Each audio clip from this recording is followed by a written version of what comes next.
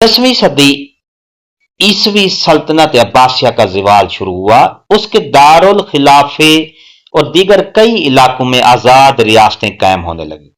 इसी दौरान खुरासान की फौजों के सालार अलबतगीन, जो एक तुर्क गुलाम थे, ने भी बगावत की और 962 ईस्वी में आज़ाद रियासत के तौर पर गजना की बुनियाद रखी।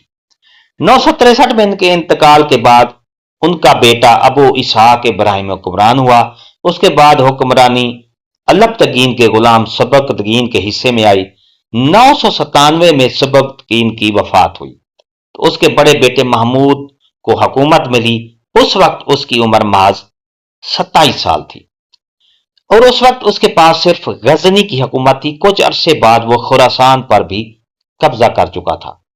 इस मौका पर अब्बास खलीफा अल कादिर बिल्ला ने इन्हें गजना और खुरासान का वाली तस्लीम किया। महमूद गजनवी के वालिद सबकतगीन के दौर से पंजाब का राजा जयपाल 2 बार शिकस्त खाने के बाद बाकायदा खराज अदा कर रहा था, मगर सबकतगीन के इंतकाल के बाद उसने न सिर्फ खराज बंद कर दिया बल्कि वो गजना पर हमले का मंसूबा बनाने लगा और इब्तदाई तौर पर गजना के मातहत शहर पिशावर पर हमला कर दिया। महमूद गजनवी ने जवाबी हमला किया और एक बार फिर जयपाल को शिकस्त हुई और वो महमूद गजनवी का कैदी बन गया। महमूद गजनवी ने उसे 8 माह बाद उस शर्त पर रिहा कर दिया कि वो आइंदा बगावत नहीं करेगा। वापस आकर उसने खुदकुशी कर ली थी। महमूद गजनवी ने दरा खैबर के मशरक यानी बरसगीर पर 17 हमला किए। उसने पहला हमला 1000 ईस्वी में किया। उसका बड़ा हमला करामतियों के खिलाफ था, जो मुसलमान बस्तियों पर हमले किया करते थे। महमूद के हमले के बाद उसका सरदार तो फरार हो गया, मगर फौज कला बंद हो गई। 7 रोज के मुहासरे के बाद कला फतह हुआ। उसके बाद मुल्तान बराह रास्त गजनी हुकूमत का हिस्सा बन गया। यहां मोहम्मद बिन कासिम के दौर की एक मस्जिद भी थी जिसे करामतियों ने बंद करा दिया था। महमूद गजनवी के हुक्म से इस मस्जिद को दोबारा खोला गया। सुल्तान महमूद गजनवी जब किसी जंग के लिए रवाना होता तो मैदान जंग में खैमा लगने के बाद वह मुकाबले से पहले वाली रात इबादत में बसर करता था और अल्लाह से कामयाबी के लिए गिड़गिड़ा कर दुआएं मांगता। उसे सख्त सर्दी में गर्म पानी नहीं मिला तो उसने ठंडे पानी से ही वजू किया। एक बार खादिम ने कहा, हुजूर सुबह जंग होनी है, आज की रात तो आप आराम कर लीजिए। फरमाया, मेरा काम आज की रात ही तो है, कल का काम अल्लाह का है। वो दुआ में अल्लाह से फरियाद करते कि इलाही, हम वो फरीकों में जो तेरे बंदों के हक में बेहतर हो, उसे फतह अता फरमा। महमूद गजनवी ने हमेशा उन राजों महाराजों के साथ जंग की जिन्होंने मखलूक खुदा के लिए जमीन तंग कर दी थी। वो हाफिज कुरान थे। उन्हें इल्म हदीस से भी बेहद मोहब्बत और रगबत थी। हदीस से लगाव का ये आलिम था कि रात के वक्त उलमा कराम के साथ उनकी निशस्त होती।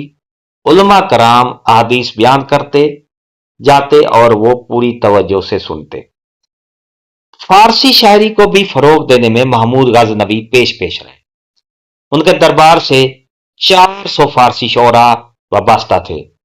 उनकी इल्म दोस्ती का यह नतीजा निकला कि दूरों नजदीक से इल्म फन से वाबस्ता अफराद गजनी में जमा शुरू हो गए। महमूद गजनवी अदीबों और शायरों की हौसला अफजाई भी किया करते थे।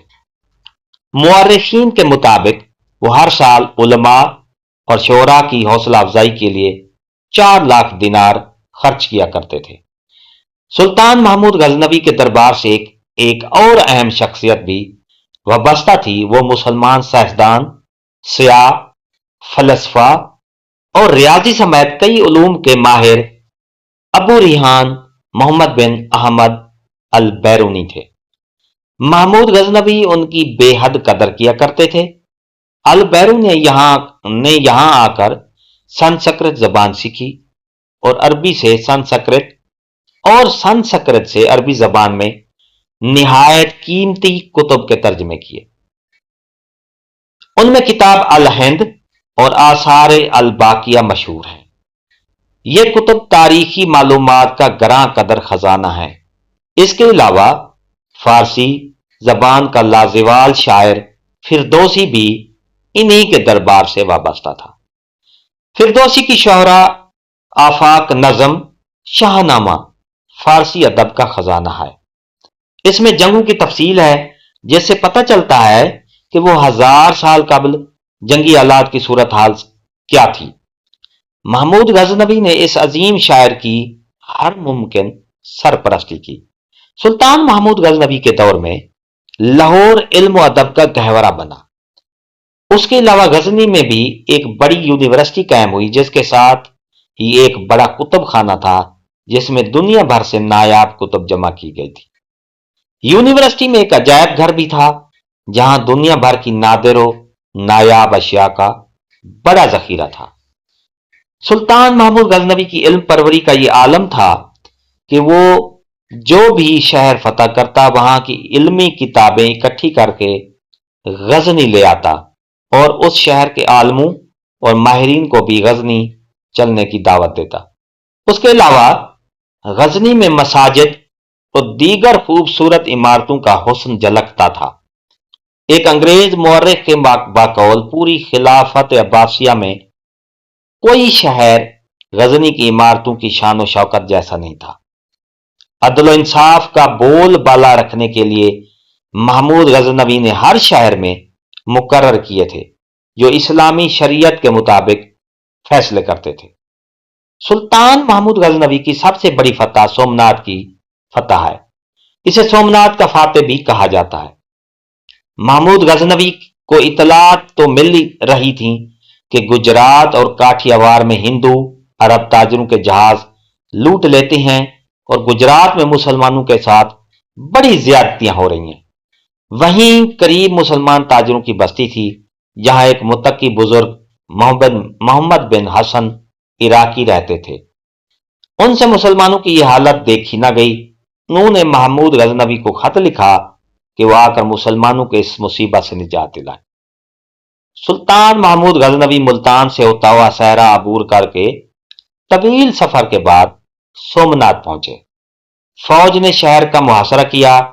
तीरों की बारिश में भी मुसलमानों ने हिम्मत न हारी और फसील पर चढ़कर कब्जा कर लिया।